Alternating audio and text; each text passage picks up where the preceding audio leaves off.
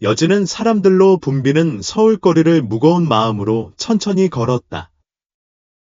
오늘은 중요한 날이에요. 그녀는 대형 건설 회사에서 면접을 봅니다.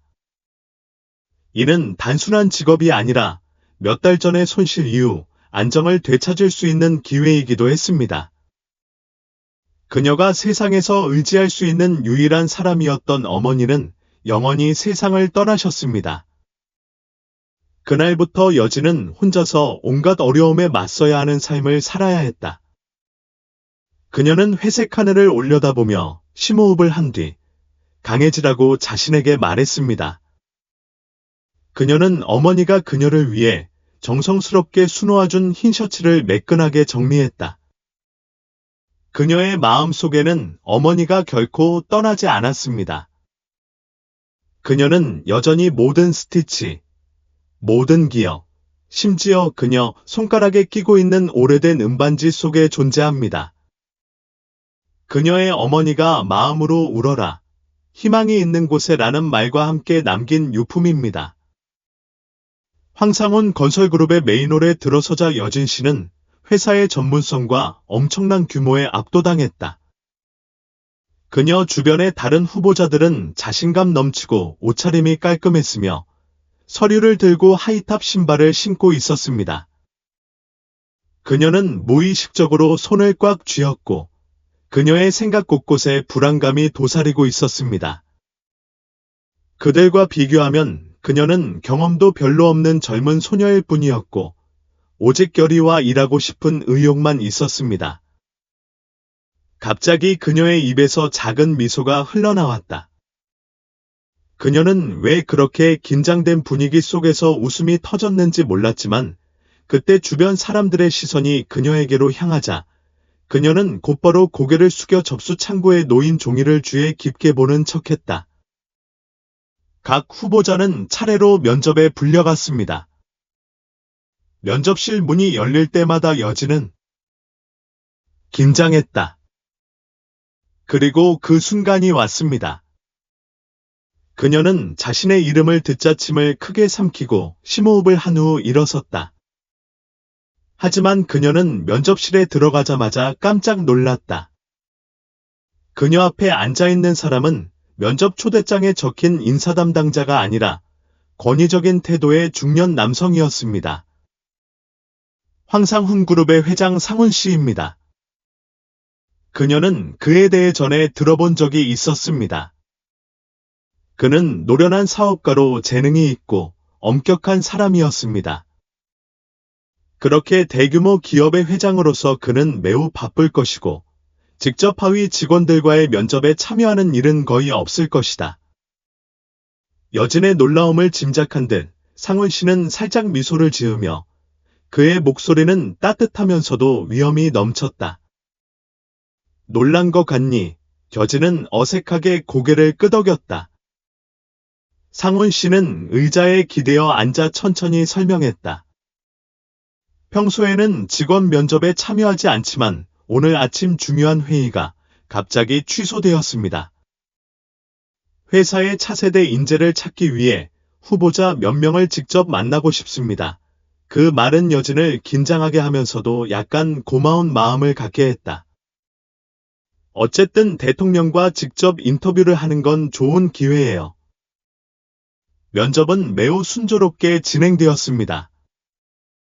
처음엔 여진이 너무 긴장해서 셔츠 자락을 꽉 움켜쥐었지만 점점 진정이 됐다. 그녀는 솔직하게 대답했고 자신을 자랑하려는 것이 아니라 그저 진실을 말했을 뿐이었습니다. 그녀는 배우고자 하는 의지가 있고 기술 용어는 많이 모르지만 가장 낮은 위치에서도 일하려는 의지가 있습니다. 하지만 열정과 근면함을 가지고 있습니다. 상훈 씨는 조용히 귀를 기울이고 그의 눈은 그녀의 표정 하나하나를 주의 깊게 관찰했습니다. 하지만 그의 시선은 갑자기 그녀의 손, 특히 그녀 손가락에 끼고 있는 오래된 은반지로 멈췄다.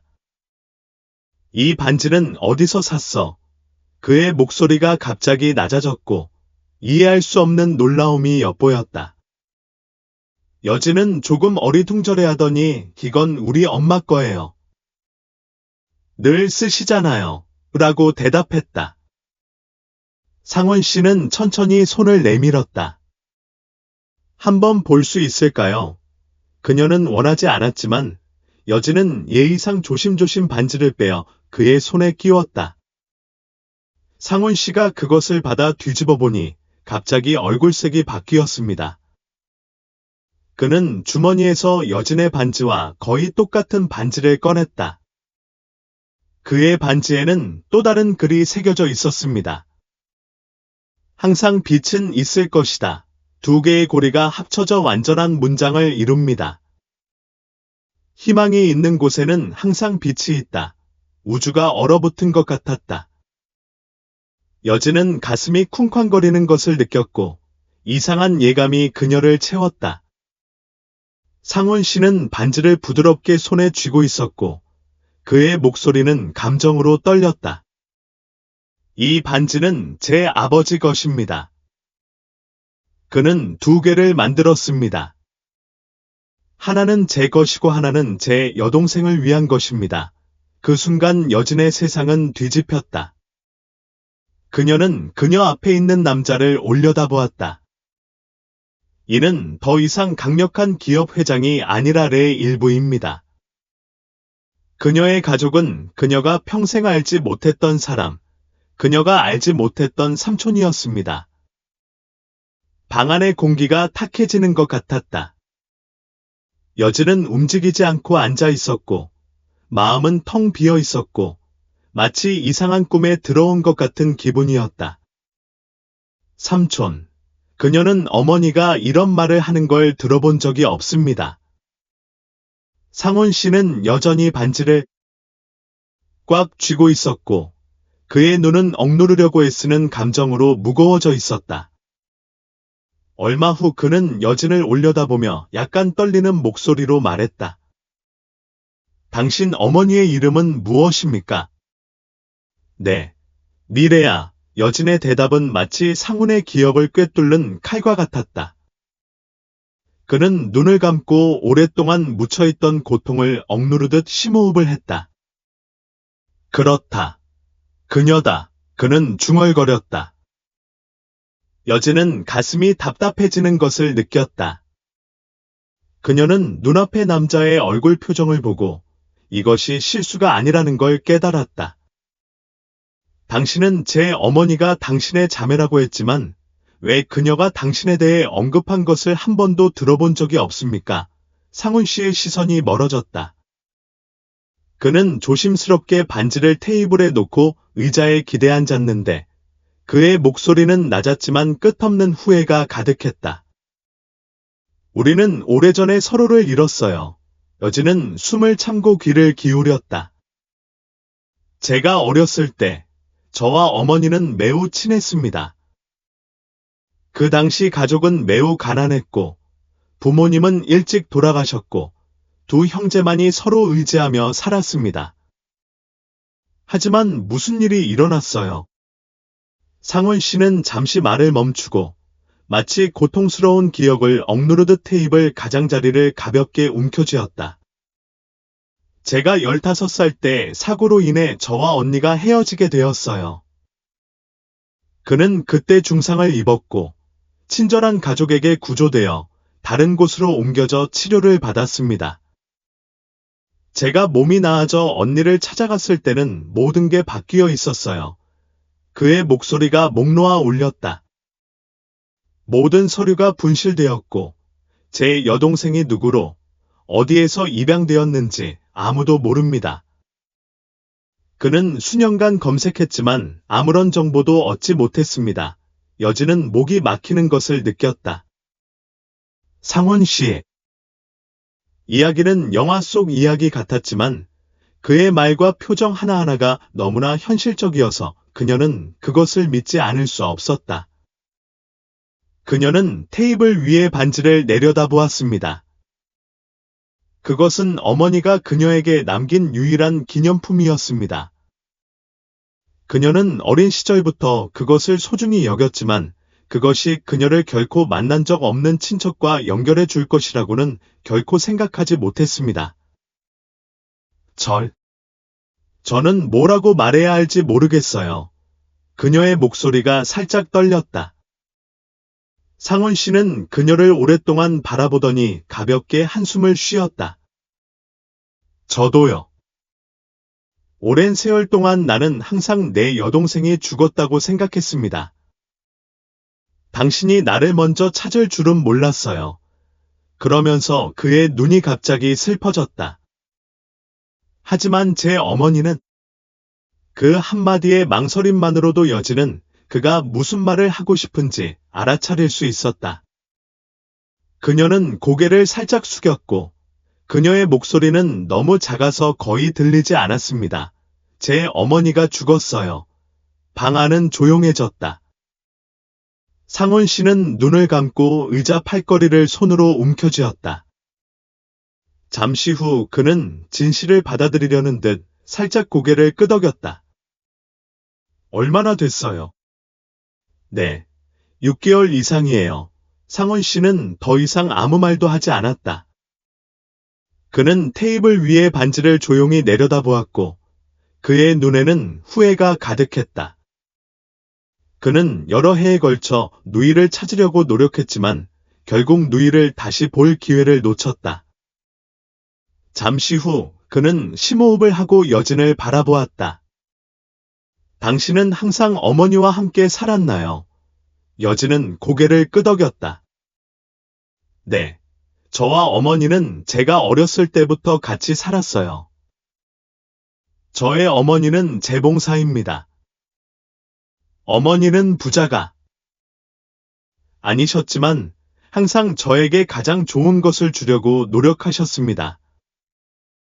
갑자기 어머니에 대한 기억이 여진의 눈을 찌르르하게 만들었다. 상원 씨는 조용히 듣고 있다가 잠시 후 자랑스럽게 미소를 지었다. 내 여동생은 항상 너무 강해요. 그러자 그는 여진을 똑바로 바라보았는데 그의 눈은 전보다 훨씬 부드러워졌다. 당신은 이제부터 혼자가 아닙니다. 그 말에 여진의 가슴이 설레었다. 그녀는 그녀 앞에 있는 남자, 그녀가 결코 알지 못했던 삼촌을 바라보았다. 불과 몇 시간 전만 해도 그들은 아직 낯선 두 사람이었지만 이제 그들 사이에는 떼어놓을 수 없는 유대감이 생겼습니다. 어쩌면 이게 운명일지도 몰라. 여진 씨는 면접실을 나간 뒤에도 방금 일어난 일을 믿을 수 없었다. 겉보기에 평범해 보였던 취업 면접은 그녀와 20년 이상 알지 못했던 삼촌의 예상치 못한 재회로 이어졌습니다. 여진은 건물 밖으로 나가며 심호흡을 했다. 오늘도 서울의 하늘은 여전히 우울했지만 그녀의 가슴에는 한 줄기 빗줄기가 번쩍인 듯했다. 그녀는 전화가 울릴 때까지 아직 떠나지 않았다. 이상한 숫자다. 단령하세요. 들리나요? 여진아, 상원 삼촌이야. 그녀는 약간 놀랐지만 곧 평정심을 되찾았습니다. 예, 선생님, 전화의 반대편은 면접 때처럼 진지하지는 않았지만 훨씬 더 따뜻했습니다. 잠시 시간을 가질 수 있나요? 당신과 조금 더 이야기하고 싶어요. 여진은 잠시 머뭇거렸다. 모든 일이 너무 빨리 일어났기 때문에 그녀는 아직 이 진실을 받아들일 준비가 되어 있지 않았습니다. 그런데 상훈 선생님이 하신 말씀을 떠올리고 반지와 그 안에 새겨진 글을 떠올리니 거절할 수 없다는 것을 알았습니다. 예, 선생님, 상훈 씨가 그녀를 만난 카페는 회사에서 그리 멀지 않은 조용한 길모퉁이에 위치해 있었다. 여진이 도착했을 때 그는 이미 그 자리에 앉아 있었고 그의 앞에는 검은 커피 한 잔이 놓여 있었다. 그녀는 조심조심 다가가 그에게 부드럽게 인사했다. 저를 오래 기다리셨어요. 상훈 씨는 고개를 들고 상냥하게 웃으며 말했다. 방금 도착했습니다. 앉으세요. 여진은 조심스럽게 의자를 끌어다 앉았다. 두 사람 사이의 거리는 어딘가 어색했다. 마치 두 사람 모두가 서로 사이에 보이지 않는 거리를 끊을 방법을 찾고 있는 것 같았다. 잠시 후 상원 선생님이 먼저 입을 열었다. 아직도 헷갈리시나요? 여진은 가볍게 고개를 끄덕였다. 정말 어떻게 느껴야 할지 모르겠어요. 20년 넘게 살았지만 어머니가 당신에 대해 언급하는 걸 들어본 적이 없어요. 당신 때문에 화가 났는지 모르겠어요. 그녀는 망설이며 말을 끝내지 못했다. 상원 씨는 잠시 그녀를 바라보더니 한숨을 쉬었다. 저는 이 모든 세월 동안 그걸 궁금해했습니다. 언젠가 우리가 다시 만나면 그녀가 저를 비난할까? 제가 그녀를 더 일찍 찾지 못했다고 화를 낼까 항상 궁금했습니다. 하지만 지금은 그의 목소리가 낮아졌습니다. 너무 늦었어. 두 사람 모두 무거운 침묵에 휩싸였다. 여진은 그녀 앞에 놓인 커피잔을 내려다보며 가슴이 설레었다. 그녀는 어머니가 과거를 언급하는 모습을 본 적이 없고 가족 문제로 인해 슬퍼하는 모습도 본 적이 없습니다. 하지만 이제 그녀는 어쩌면 어머니가 평생 알지 못했던 슬픔을 마음속에 품고 있었을지도 모른다는 것을 깨달았습니다. 뭐 물어볼 게 있어요. 상원 씨는 고개를 끄덕였다. 왜 건설을 선택하셨나요? 그 질문에 상원 씨는 살짝 웃었다. 튼튼한 집을 짓고 싶으니까요. 그는 잠시 멈췄고 그의 눈은 조용해졌습니다. 내가 언니에게 진짜 집을 원했지만 가질 수 없었던 것처럼 여진은 깜짝 놀랐다. 그녀는 상원 씨가 건설업계에서 일하기로 결심한 것이 그토록 고통스러운 생각에서 비롯된 줄은 전혀 몰랐다. 당신은 어때요? 그는 다시 물었다. 왜 우리 회사에서 일하고 싶나요? 여진은 잠시 생각한 뒤 솔직하게 대답했다. 안정된 직장이 필요해서요. 어머니를 잃었고 곁에 있는 사람도 없고 혼자 서 있지 않으면 제 인생이 어디로 갈지 모르겠어요. 그녀의 대답에 상원 씨는 말문을 잃었다. 잠시 후 그는 살짝 고개를 끄덕였다. 이해합니다. 그는 오랫동안 무언가를 생각하는 듯 그녀를 바라보더니 부드럽게 말했다. 여진아, 제안이 있어. 그녀는 고개를 들고 기다렸다. 당신이 돌아와서 내 밑에서 직접 일하길 바랍니다. 그녀의 눈은 놀라움으로 커졌다. 제가 당신의 비서가 되어도 될까요? 그렇지 않아요. 상훈 씨는 빙긋 웃었다. 당신은 경험이 없지만 나는 당신이 가장 실용적인 것에서 배우기를 바랍니다. 당신이 의향이 있다면 나는 당신을 단계별로 안내할 것입니다. 여진은 자신의 심장이 쿵쾅거리는 것을 느꼈다. 이것은 분명 좋은 기회이지만 그러실 필요 없어요. 삼촌이라는 이유만으로 제가 특혜를 받고 싶지 않아요. 그 말에 상훈 씨는 웃음이 나왔다. 내가 가족관계 때문에 누군가를 편애할 사람이라고 생각해. 여진은 살짝 얼굴을 붉혔다. 아니요. 그런 뜻이 아니었어요. 당신은 내가 당신이 인내심을 보고 함께 일하고 싶어 합니다.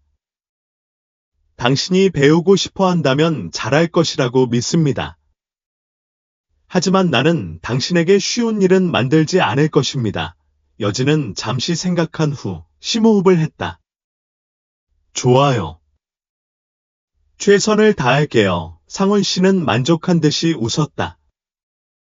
좋아요. 그럼 내일 회사에 오세요. 저는 인턴으로 시작할 거예요. 여진은 고개를 끄덕였다.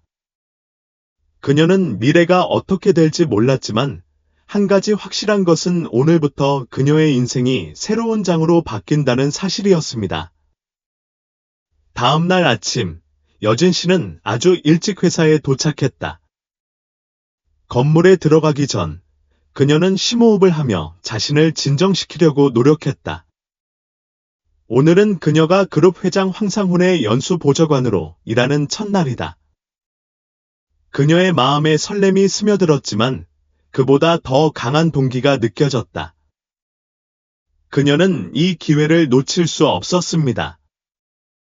이것은 그녀에게 단순한 직업이 아니라 삼촌과 그의 가족에 대해 더 많이 알 수 있는 기회였는데 그녀는 이전에 그런 사실을 전혀 알지 못했습니다.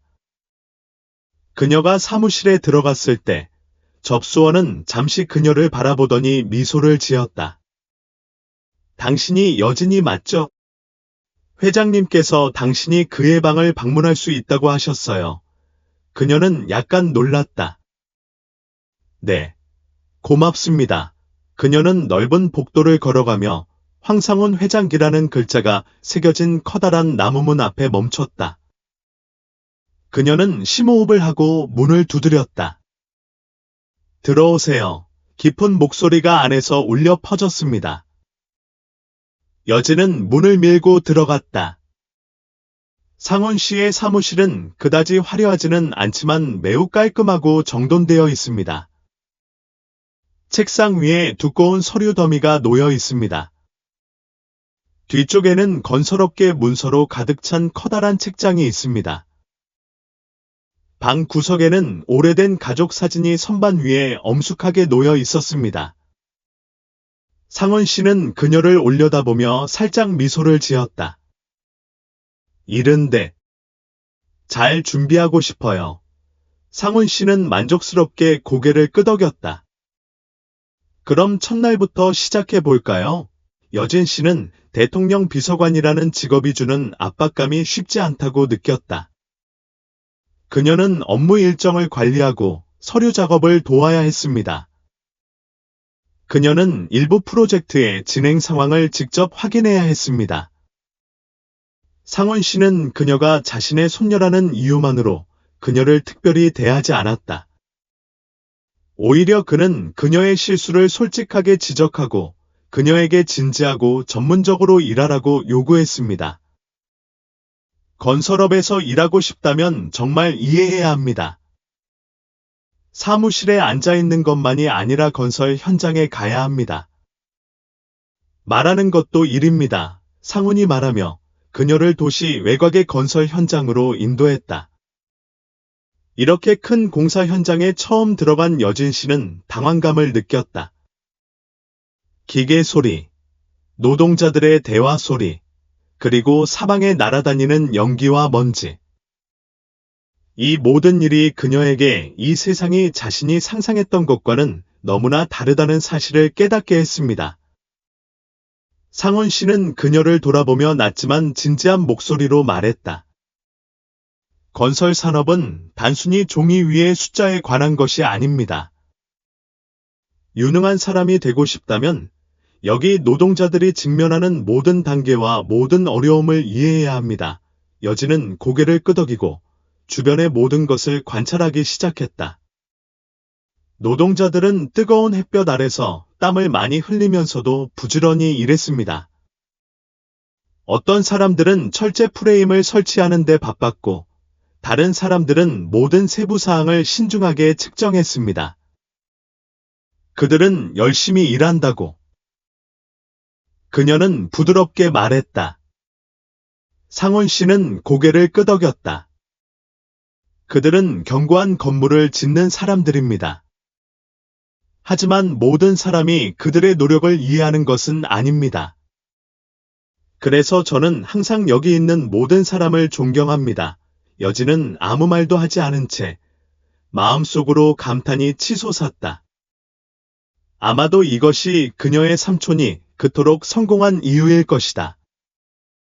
재능뿐만 아니라 근로자를 이해하고 존중하는 면에서도 그렇습니다. 그날 오후, 여진은 사무실로 돌아왔을 때 자신의 몸이 무너져 내리는 것을 느꼈다. 그녀는 오늘처럼 많이 움직여 본 적이 없었습니다. 하지만 마음속에는 이상한 설렘이 깃든다. 상원 씨는 의자에 앉아 그녀를 의미심장하게 바라보았다. 피곤한 그녀는 부드럽게 미소 지었다. 그렇죠. 하지만 매우 흥미롭다고 생각해요. 좋아. 그래도 계속하고 싶다면 내일부터 더 많은 일을 줄게 이어지는 주저하지 않았다. 준비됐어요. 상훈 씨는 그녀를 오랫동안 바라보더니 살짝 고개를 끄덕였다. 내 언니가 너를 자랑스러워할 거야. 그 문장에 여진의 가슴이 살짝 설레었다. 그녀는 그녀 앞에 있는 남자, 그녀가 새로 찾은 삼촌을 바라보았다. 오랜 세월이 흐른 뒤, 그녀의 삶은 정말 새로운 장으로 접어들었을지도 모른다. 그 후 며칠은 바쁜 일상생활로 지나갔습니다.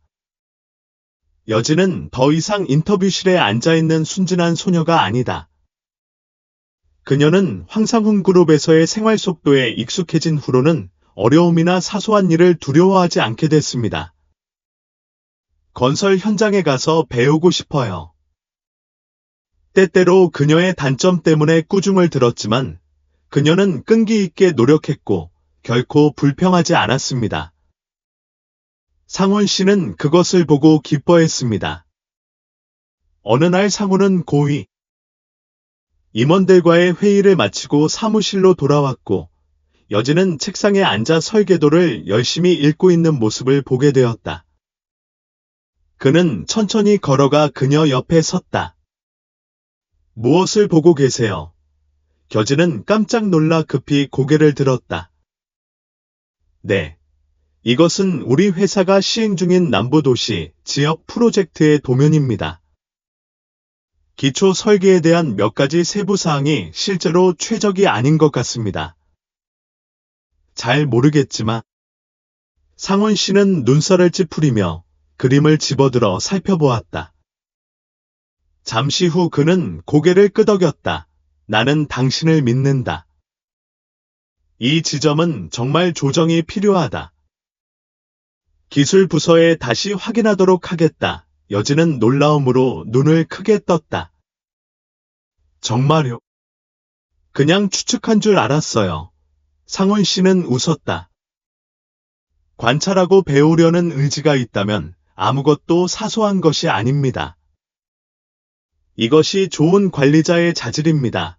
그 칭찬의 여진은 마음이 따뜻해졌다.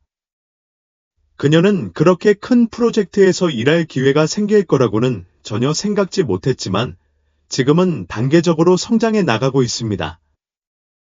어느 늦은 오후 사무실이 텅 비어 있을 때 상원 씨는 여진 씨를 자기 사무실로 불렀다. 그녀는 약간 긴장한 채로 들어왔다. 전화하셨는데 무슨 일이에요? 상원 씨는 조용히 서랍에서 파일 한 개를 꺼냈다. 지난 20년간 제가 작업한 프로젝트 파일입니다. 정말 배우고 싶다면 읽어보세요. 여진은 눈을 크게 뜨고 서류를 받았다. 이런 것들을 정말 볼 수 있나요? 물론이죠. 상훈 선생님이 대답했다. 이 산업에서 더 나아가고 싶다면 사물이 어떻게 작동하는지 이해해야 합니다. 여진은 손에 든 서류를 조심조심 쥐었다. 나는 당신을 실망시키지 않을 것이다. 상원 씨는 그녀를 바라보며 자랑스러움에 눈이 빛났다. 아마도 그는 자신의 발자취를 따라갈 수 있는 사람을 찾았을 것입니다. 시간이 지나면서 여진 씨는 점차 직장에 적응해 나갔다. 그녀는 매일 설계 도면을 분석하는 방법부터 건설 진행 상황을 확인하는 방법, 계약자와 협력하는 방법까지 새로운 것을 배웁니다. 그녀는 바빴지만 한 번도 불평하지 않았습니다. 상원 씨는 그녀를 보며 속으로 기뻐했다. 이 젊은 소녀는 결단력이 있을 뿐만 아니라 자신의 일에 대한 진정한 열정도 가지고 있습니다. 어느 날 여진은 한 프로젝트의 재무 계획을 공부하는데 집중하던 중 특이한 사실을 발견했습니다. 그녀는 눈살을 찌푸리고 다시 숫자를 확인했다. 그녀는 주저하지 않고 곧바로 상훈 씨의 사무실로 향했다. 삼촌, 보고 드릴 것이 있습니다. 상훈 씨는 컴퓨터 화면에서 시선을 뗐다. 무슨 일이야? 여진은 서류를 테이블 위에 내려놓았다. 폭남도시 지역 프로젝트에 초기 추정치와 일치하지 않는 비용이 있는 걸 알겠습니다. 상훈 씨는 눈살을 찌푸리며 서류를 집어들고 숫자 하나하나를 확인했다. 불과 몇 분 후, 그의 얼굴이 굳어졌습니다. 당신 말이 맞아요. 이 비용에 뭔가 잘못된 게 있어요. 여진은 스트레스를 받고 있다. 누군가가 부정행위를 했다고 생각하시나요? 상훈 씨는 즉시 대답하지 않고 잠시 침묵한 뒤 최고재 무책임자, CFO에게 전화를 걸었다. 폭남도시 지역 프로젝트의 모든 회계 기록을 확인해 주세요. 특히 지난 2개월간의 지불 내역을 확인해 주세요. 그의 어조가 너무 진지해서 여진은 뭔가 정말 잘못된 게 있다는 걸 느꼈다. 전화를 끊은 후 그는 그녀를 날카로운 눈으로 바라보았다. 당신의 의심이 사실이라면 누군가가 공금을 횡령했다는 뜻이에요. 여진의 눈이 커졌다. 그럼 저는 어떻게 해야 하나요? 상훈 씨는 천천히 말했다. 우리는 조사할 것입니다. 하지만 명확한 증거가 나올 때까지는 누구에게도 이 사실을 밝혀서는 안 됩니다. 그녀는 고개를 끄덕이며 심장이 더 빨리 뛰는 것을 느꼈다. 그녀는 문서에서 실수를 발견한 첫날이 이렇게 심각한 사건으로 이어질 줄은 전혀 예상하지 못했습니다.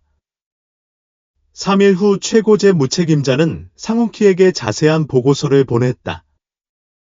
상원 씨는 꼼꼼히 살펴보더니 파일을 꽉 쥐었고 얼굴이 차가워졌다.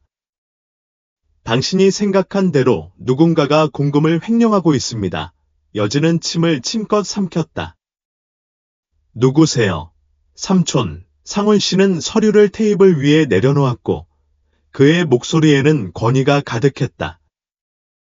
상위 프로젝트 매니저 중 한 명, 그녀는 자신의 귀를 믿을 수 없었다. 그럼 어떻게 처리하실 건가요?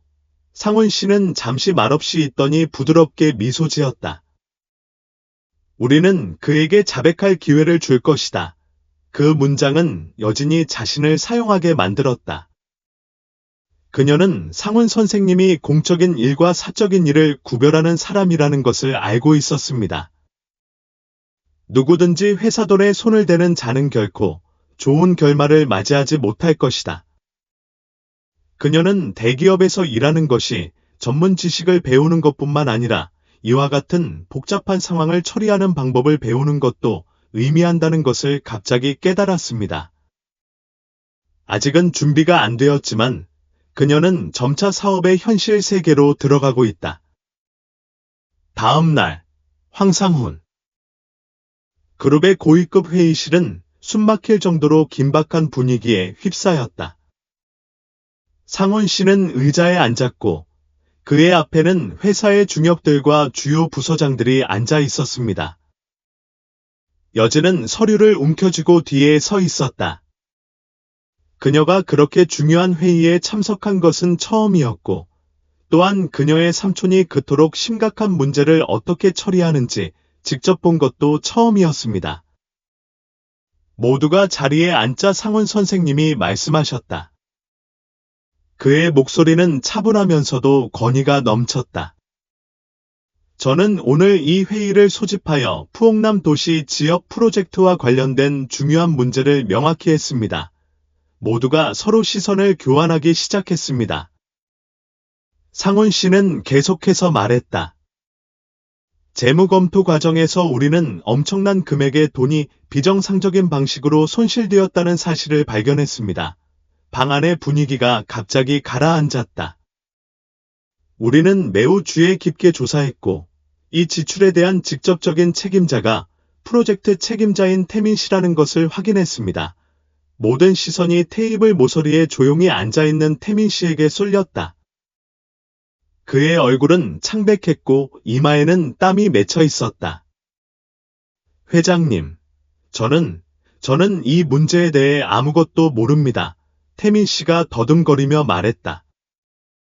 상원 씨는 서류를 테이블 위에 내려놓았다. 그의 목소리는 여전히 차분했지만 약간 차가웠다. 이건 명백한 증거야. 넌. 태민 씨는 신중하게 생각한 뒤 계속 부인하며 떨리는 마음으로 파일을 받았고 눈으로 페이지 하나하나를 훑어보았다. 그의 얼굴은 창백했고 모든 증거는 부인할 수 없었습니다. 잠시의 침묵 후 그는 심호흡을 한 뒤 갑자기 일어나서 고개를 깊이 숙였다. 대통령님, 죄송합니다. 제가 틀렸습니다. 방 안은 조용해졌다. 상원 씨는 그를 오랫동안 바라보더니 가볍게 한숨을 쉬었다. 태민 씨, 제가 제일 싫어하는 게 뭔지 아세요? 그의 목소리가 낮아졌다. 나는 배신을 가장 싫어해요. 모두가 숨을 참았습니다. 당신은 10년 이상 여기서 일했습니다. 이 원칙을 이해해야 합니다. 윤리가 없는 재능 있는 사람은 필요 없습니다. 태민 씨는 아무 말도 하지 못한 채 고개를 숙였다. 잠시의 침묵 후 상원 씨는 결정을 내렸다. 당신은 즉시 정지될 것입니다. 법무부는 당신과 협력하여 결과를 해결할 것입니다. 태민 씨는 고개를 숙였고 온몸이 떨렸다.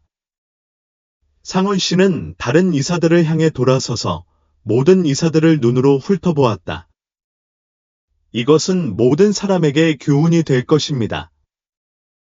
잘못을 저지른 사람은 대가를 치러야 합니다. 이 회사는 사기를 용납하지 않습니다. 모두가 고개를 숙였다.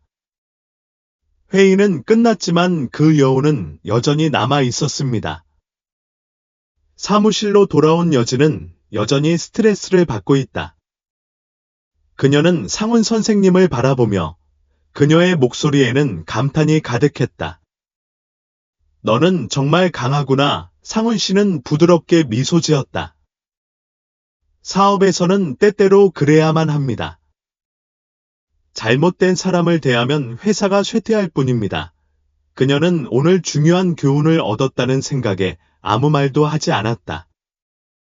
그녀는 한 가지 더 깨달았습니다. 리더는 결정을 내리는 것뿐만 아니라 조직의 핵심 가치를 보호하는 방법도 알아야 한다는 것입니다.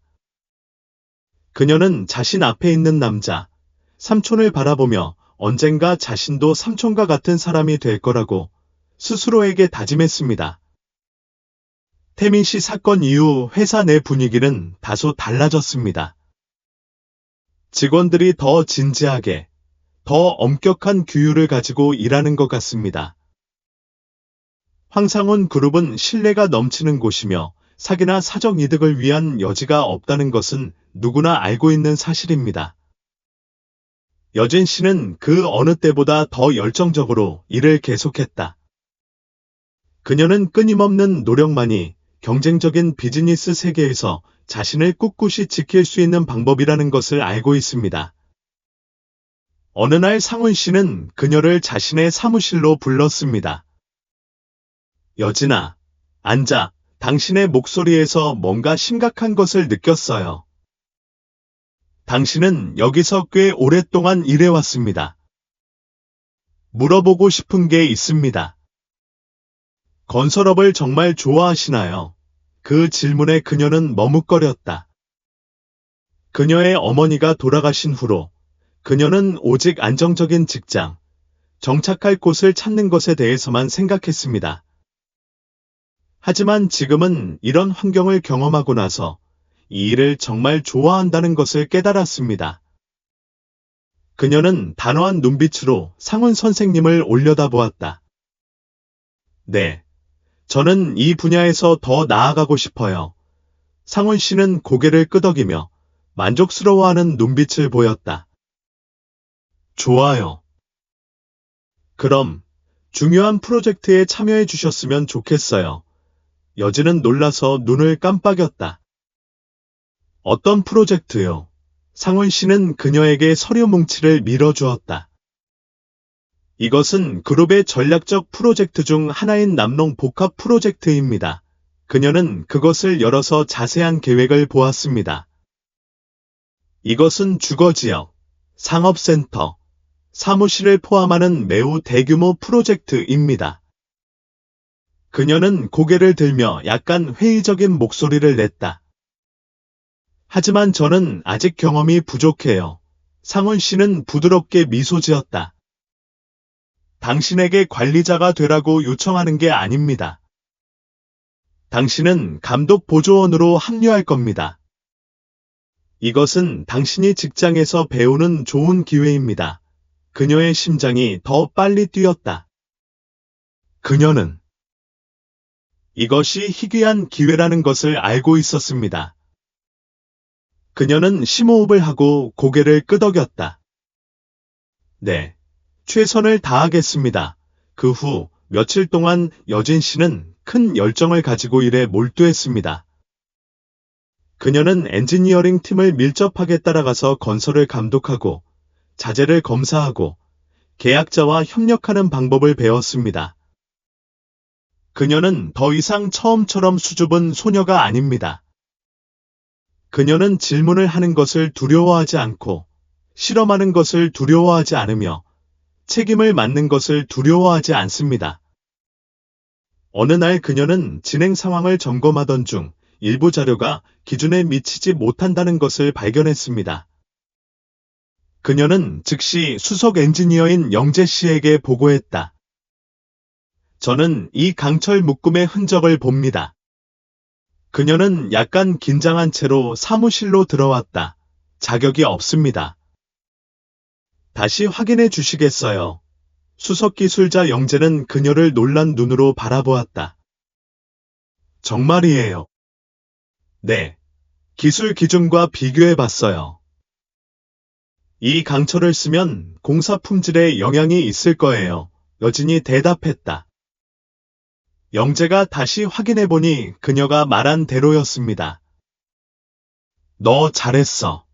여진아. 만약 우리가 제때 알아내지 못했다면 그 결과는 끔찍했을 거야. 그녀는 자랑스러운 마음으로 미소 지었다. 그 소식을 듣고 상훈 씨는 살짝 웃을 뿐이었지만 마음속으로는 엄청난 만족감을 느꼈다. 이 어린 소녀는 매일 발전하고 있습니다. 그녀는 기술을 배웠을 뿐만 아니라 자신의 업무에 대한 책임도 맡았습니다. 그는 그녀를 바라보며 낮은 목소리로 말했다. 이런 정신을 계속 간직한다면 언젠가는 당신 엄마가 결코 할 수 없었던 일을 할 수 있을 거야. 여진은 고개를 들었고 그녀의 눈은 그 어느 때보다 더 결의에 차 있었다. 나는 당신을 실망시키지 않을 것입니다. 그녀는 자신이 정말로 자신의 길을 찾았다는 것을 알았습니다. 그 다음 날부터 여진의 일은 점점 더 바빠졌다. 그녀는 점차 혹독한 건설 환경에 적응했고 더 이상 햇빛이나 바람, 건설 현장에서의 긴 하루를 두려워하지 않게 되었습니다. 남농 복합 프로젝트가 중요한 단계에 접어들었습니다. 각 부서는 진전을 보장하기 위해 시간과 경쟁해야 합니다. 어느 날 아침 공사 현장을 시찰하던 여진은 설계도 밖에서 작업 중인 일꾼들을 발견한다. 그녀는 다가가서 여러분, 왜 여기 기초가 기술 도면과 맞지 않나요? 라고 물었습니다. 한 노동자가 약간 당황한 듯이 돌아섰다. 누구세요? 그녀는 단호하게 저는 황상훈 회장님의 감독보좌관입니다. 라고 말했다. 상훈 씨의 이름을 듣자 일행은 멈춘 듯했다. 그중 한 사람이 서둘러 설명했다. 부인, 강철 공급업체에서 이전 배치가 없다고 해서 일시적으로 다른 유형을 사용하여 대체했습니다. 여진은 눈살을 찌푸렸다. 하지만 이런 종류의 강철은 기초에 대한 기준을 충족하지 못합니다.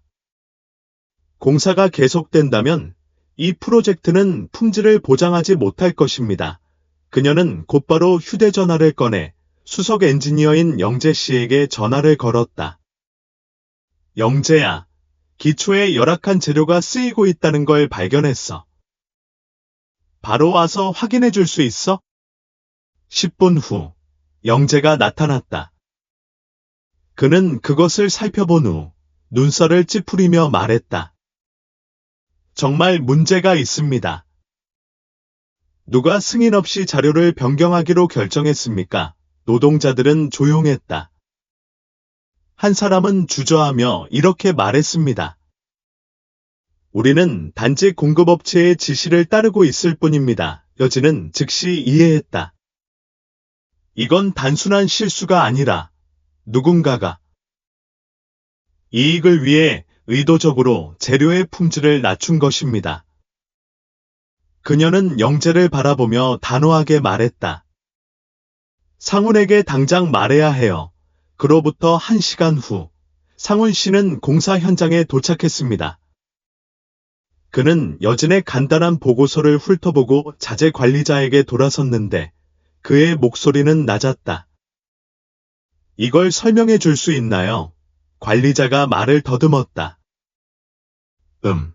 저는 잘 모르겠어요. 상훈 씨는 눈을 가늘게 떴다.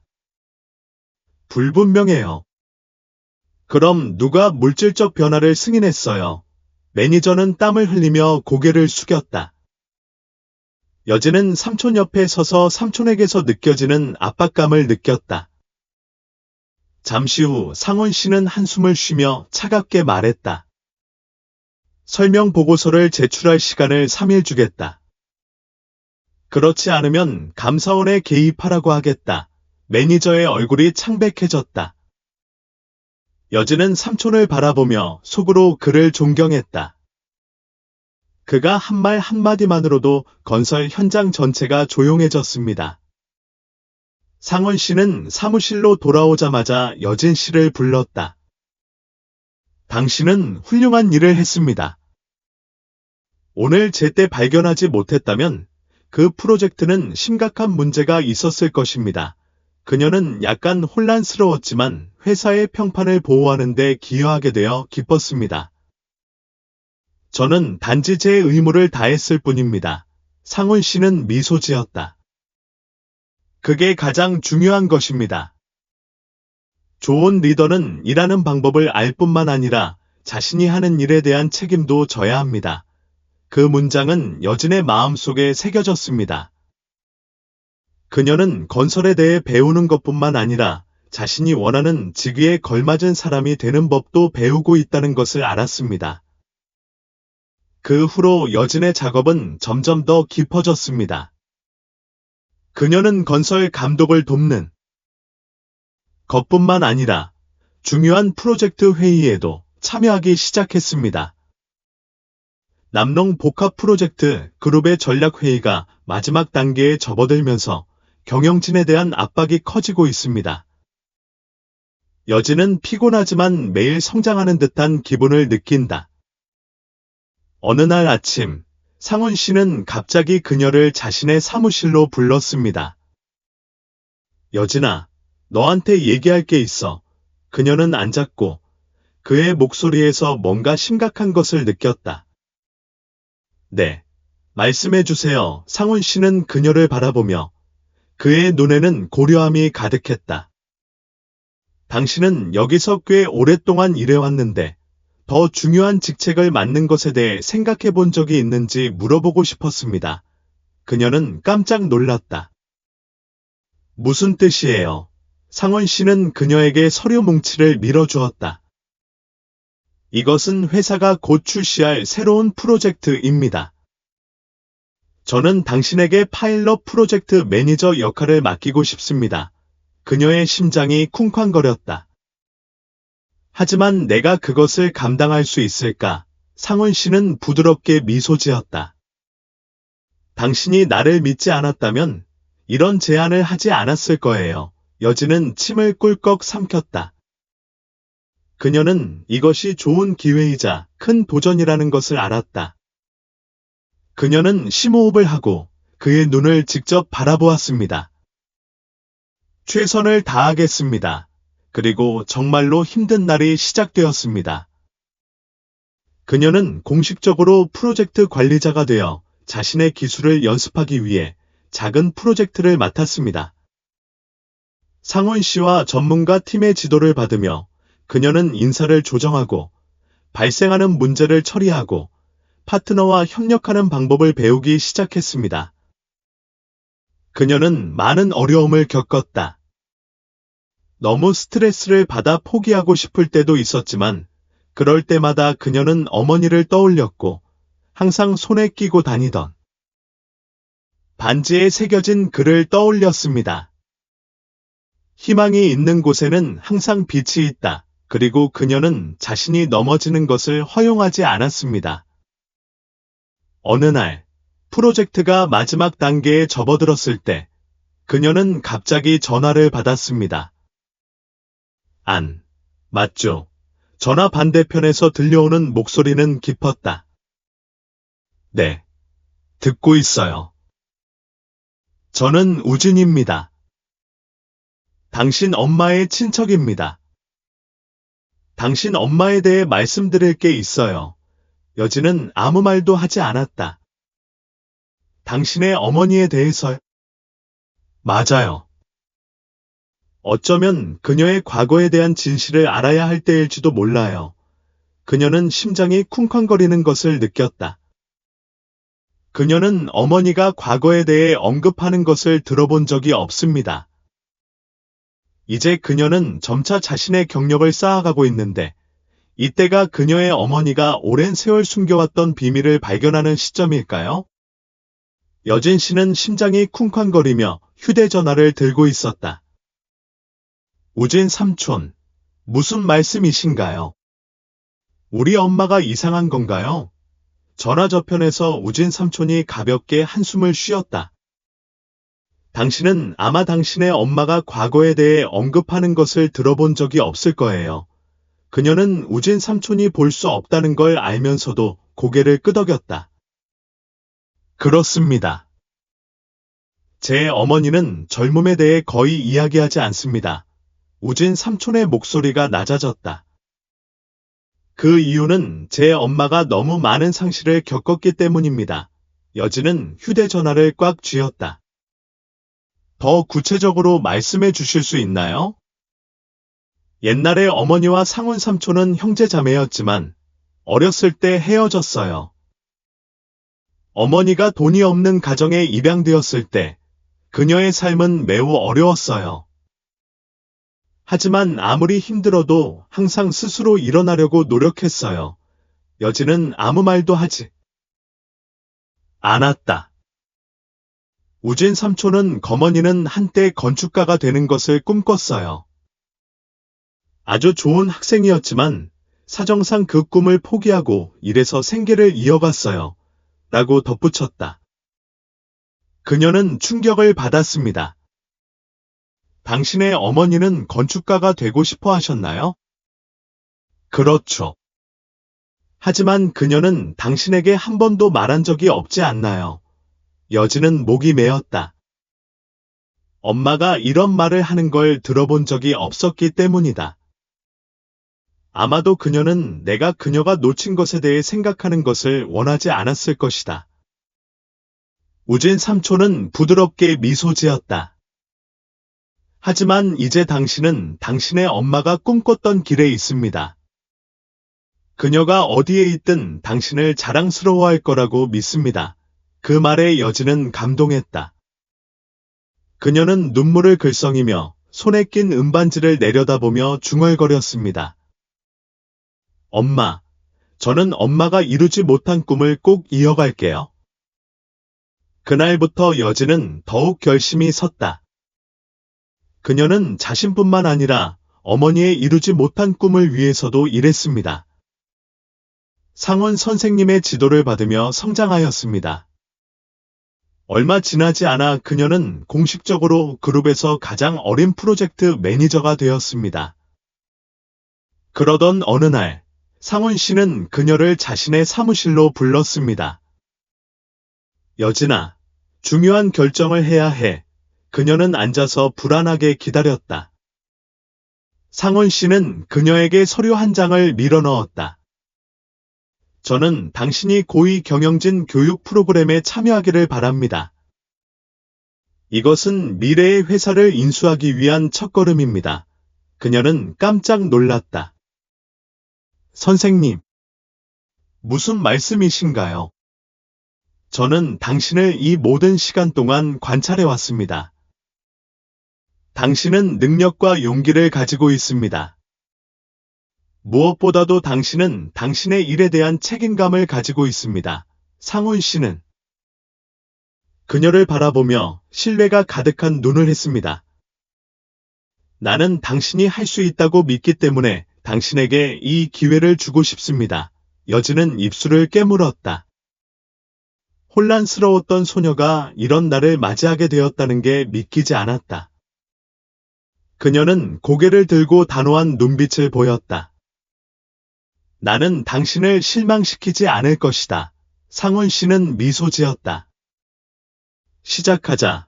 몇 년 후, 번화한 도시를 내려다보는 고층 빌딩의 발코니에 서서 여진은 부드럽게 손에 끼운 반지를 꽉 쥐었다. 그녀는 방향 감각이 없고 어머니도 없는 소녀에서 주요 프로젝트의 리더로 먼 길을 왔습니다. 그녀는 자신의 능력을 증명했고 더 중요한 것은 어머니의 미완의 꿈을 이루었다는 것입니다. 바람이 그녀의 머리카락을 날리며 그녀가 사랑하는 어머니에 대한 추억을 실어갔습니다. 그녀는 미소 지었다. 엄마, 제가 했어요. 여진의 이야기는 단순히 일자리를 찾는 여정이 아니라 자기 발견의 여정이며 자신의 뿌리를 찾고 어머니의 미완의 꿈을 이루는 여정입니다. 방향 감각이 없는 어린 소녀였던 여진은 점차 성장해 나가며 끈기와 책임감, 포기하지 않는 결의력으로 자신을 증명하고 성공을 이루었습니다. 이 이야기는 우리에게 많은 의미 있는 교훈을 가르쳐 줍니다. 무엇보다도 끈기와 열정은 항상 성공을 이루는 열쇠입니다. 처음부터 기초가 튼튼하지 않았음에도 불구하고 여진 씨는 계속해서 배우고 발전해 왔습니다. 두 번째, 가족의 가치가 항상 가장 중요합니다. 그녀의 어머니는 세상을 떠났지만 그녀가 배운 사랑의 교훈은 여전히 그녀가 계속 나아갈 수 있는 동기가 되고 있습니다. 그리고 결국에는 우리 각자는 우리만의 길을 갖게 됩니다.